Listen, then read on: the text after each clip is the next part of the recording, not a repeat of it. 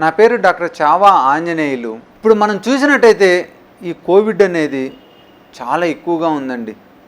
ఈ second wave Covid మన ఇండియాని బాగా డ్యామేజ్ చేసింది. దీనివల్ల చాలామంది ప్రాణం కోల్పోయారు, చాలామంది వేరు వేరు వ్యాధులతో బాధపడుతున్నారు, ఎస్పెషలీ బ్లాక్ ఫంగస్. ఇది మనం స్టార్టింగ్లో నివారించుకోవచ్చా? ఒకటేంటంటే ఫేస్ మాస్క్ ద్వారా, సోషల్ డిస్టెన్స్ ద్వారా, హ్యాండ్ శానిటైజేషన్ ద్వారా మనం ఇది రాకుండా చూసుకోవచ్చు. ఒకవేళ వచ్చినట్లయితే ఇది సాధారణంగా ఎక్కువ మందికి మన గొంతులోనూ ముక్కులోనూ డిపాజిట్ అయి ఉంటుంది. ఈ గొంతులోనూ ముక్కులో నుంచి మనం లంగ్స్లో పోకుండా చూసుకోగలిగినట్టయితే ఈ వ్యాధి కూడా తీవ్రత అనేది చాలా ఒకటి తగ్గిపోయిద్ది అన్నమాట.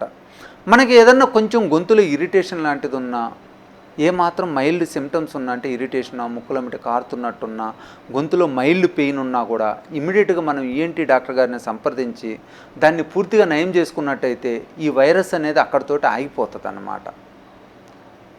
మెయిన్గా మనం చేసుకోవాల్సింది ఏంటంటే ఈ వైరస్ గొంతులో వచ్చి వేరే ప్రాబ్లం లేనప్పుడు అక్కడ ఎక్కువ ఇన్ఫ్లమేషన్ లేకుండా చూసుకోవాలి. ఎందుకంటే ఒక్కసారి అక్కడ ఎక్కువ ఇన్ఫ్లమేషన్ వచ్చిందంటే మటుకి అక్కడ వైరస్ డిపాజిట్ అయిపోయి అది స్లోగా ఎపిథీలియల్ సెల్స్ ద్వారా లంగ్స్లోకి పోయే అవకాశం ఎక్కువ ఉంటుందన్నమాట. యూజువల్గా ఏం చేస్తామంటే మనం అక్కడ ఏదైనా కూడా హెల్తీ మ్యూకోజా ఉంచుకోవటం మంచిదన్నమాట.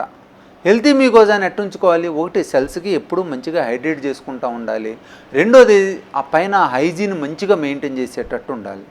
మెయిన్గా ఏంటంటే ఇక్కడ గొంతులో ఎవ్రీ 5-10 మినిట్స్ కొంచెం కొంచెం సిప్ ఆఫ్ నార్మల్ వాటర్ తాగుతూ ఉండి.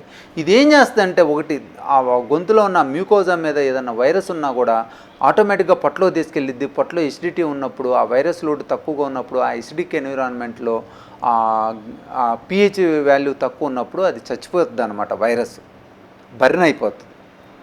అంటే కొంచెం కొంచెం నీళ్ళు ఎక్కువ సార్లు తాగుతూ ఉండాలి. రెండోది ఏంటంటే గుడ్ ఓరల్ హైజీన్. నోట్లో మనం ఎట్టి పరిస్థితుల్లోనూ ఈ మ్యూకస్ ప్లగ్స్ అవి లేకుండా చూసుకోవాలి. దీనికి ఏంటంటే మెయిన్గా కొంచెం నీళ్ళతోటి పుక్కులించి చూసుకోవాలి.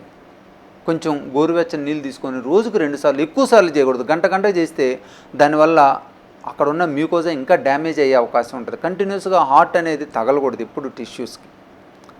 అది కూడా ఉప్పు నీళ్ళతోటి మంచిది కాదండి. ఎందుకంటే ఉప్పు కూడా ఒక్కోసారి ఏం చేస్తుందంటే ఆ రఫ్నెస్ పోయి ఆ సెల్స్ని డీహైడ్రేట్, ఎందుకంటే బయట ఉప్పు ఉండటం వల్ల హైపర్టానిక్ ఎన్విరాన్మెంట్ ఉండి ఆ సెల్ డీహైడ్రేట్ చేసి ఆ సెల్స్ తొందరగా చచ్చిపోయే అవకాశాన్ని కలుగజేస్తాను అనమాట.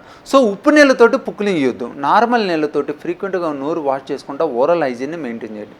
మూడోది ఏంటంటే కొంచెం గొంతు నొప్పిగా ఉన్న, గొంతులో డిస్కంఫర్ట్ ఉన్న బెటడిన్ సొల్యూషన్ ద్వారా క్లీన్ చేసుకోండి.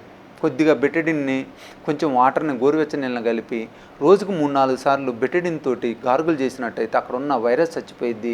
మ్యూకోజా కూడా బాగా హెల్తీగా ఉంటుంది. అక్కడ బ్యాక్టీరియా వైరస్ లేకుండా ఉంటుంది అన్నమాట.